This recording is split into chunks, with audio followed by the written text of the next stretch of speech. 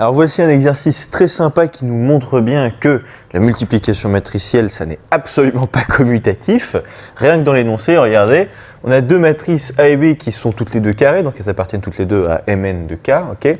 Et tel que la multiplication de A par B, c'est différent de la matrice nulle, okay, bien sûr de l'espace Mn de K, mais en revanche, la multiplication de B par A, là, ça donne bien la matrice nulle. Donc là, c'est un très bel exemple du fait que la multiplication matricielle n'est pas commutative, puisque A fois B n'est pas égal à B fois A. Bon, et en tout cas, là, on nous demande de montrer que ni A ni B n'est une matrice inversible. Le truc, c'est que là, on n'a aucune information sur les coefficients de A ou de B. Vous voyez ce que je veux dire? Les seules choses qu'on sait, c'est que A et B, elles sont toutes les deux carrées, elles sont de même dimension et elles vérifient ces deux propriétés-là. Donc là, pour montrer que ni A ni B n'est inversible, on va certainement pas utiliser les techniques habituelles là, du pivot de Gauss, etc. ou je sais pas quoi.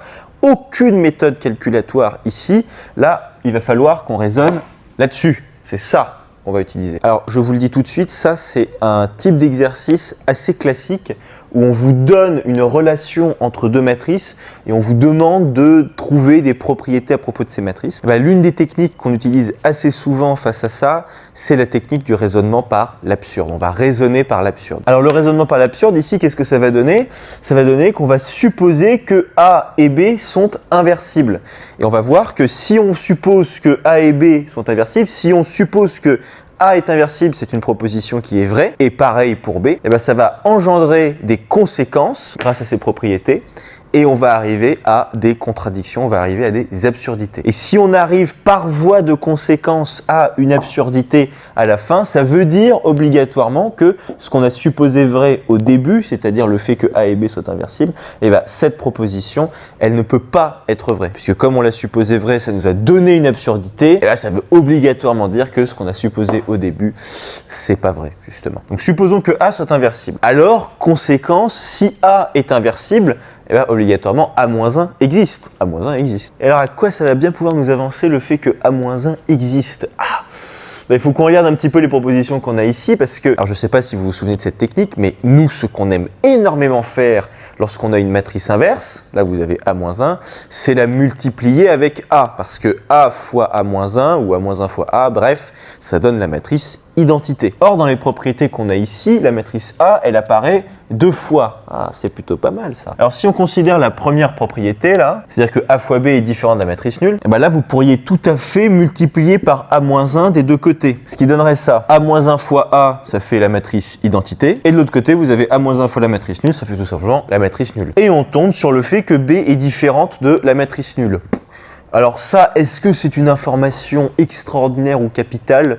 Franchement, j'en suis pas sûr. B différent de la matrice nulle, c'est pas une propriété tip-top, quoi, vous voyez. Donc, sans doute que c'est pas cette première propriété qu'il va falloir qu'on utilise, c'est peut-être la deuxième. Et là, vous allez tout de suite comprendre pourquoi. Donc, B fois A est égal à la matrice nulle. Alors, cette fois-ci, on va pas multiplier par la gauche, on va multiplier par la droite. Comme ça, on va avoir B fois A A-1. A fois A-1, ça va donner la matrice identité.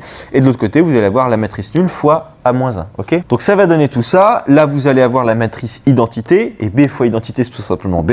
Et de l'autre côté, vous allez avoir la matrice nulle fois A-1, c'est-à-dire la matrice nulle. Donc, vous allez avoir quoi? Vous allez avoir B est égal à la matrice nulle. Et ça, c'est quand même sacrément embêtant. Et je vais même être un peu plus vulgaire parce que là, c'est pas du tout compatible avec ça, là.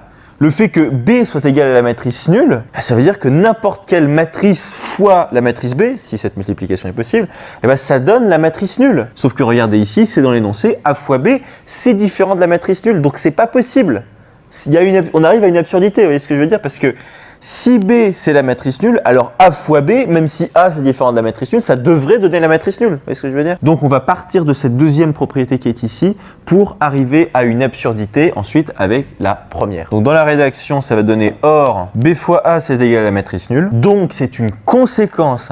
B fois A-1 est égal à la matrice nulle fois A-1. Donc ça bien sûr c'est l'identité et ça donnait la matrice nulle. Donc conséquence B est égal à la matrice nulle. Et là qu'est-ce qu'on va faire?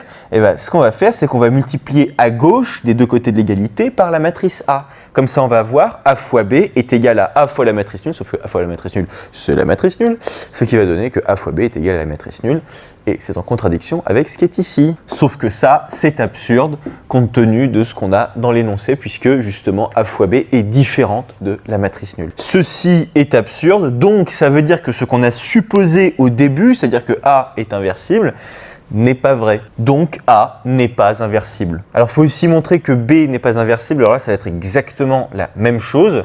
C'est-à-dire qu'on va dire, supposons que B soit inversible, alors B-1 existe. Maintenant, on va le rédiger. Maintenant, il n'y a qu'une seule chose à faire, c'est remplacer A par B. Donc supposons que B soit inversible, alors B-1 existe. Or, B fois A est égal à la matrice nulle. Là, ce qu'on va faire, c'est qu'on va multiplier par B-1 par la gauche, ok. Donc ça va donner que B-1 fois B fois A est égal à B-1 fois la matrice nulle. Vous voyez, on a multiplié par la gauche par B-1. Ça veut dire que la matrice A est égale à la matrice nulle cette fois-ci, parce que là, vous allez avoir la matrice nulle ok à droite de l'égalité, et là, vous allez avoir la matrice identité. Donc ça va faire identité fois A, ça fait tout simplement A, et la matrice nulle, elle est ici. Ensuite, quand on est ici, ce qu'on fait, c'est qu'on va multiplier par B par la droite, et ça des deux côtés de l'égalité, ce qui va donner que A fois B est égal à la matrice nulle fois B. Et là, il n'y a rien besoin de changer, ça implique bien que A fois B est égal à la matrice nulle. Ce qui, comme tout à l'heure, est absurde, donc ceci est absurde, donc B, elle non plus, n'est pas inversible. Alors voilà, ça c'était pour la première question, et il y en a encore deux autres.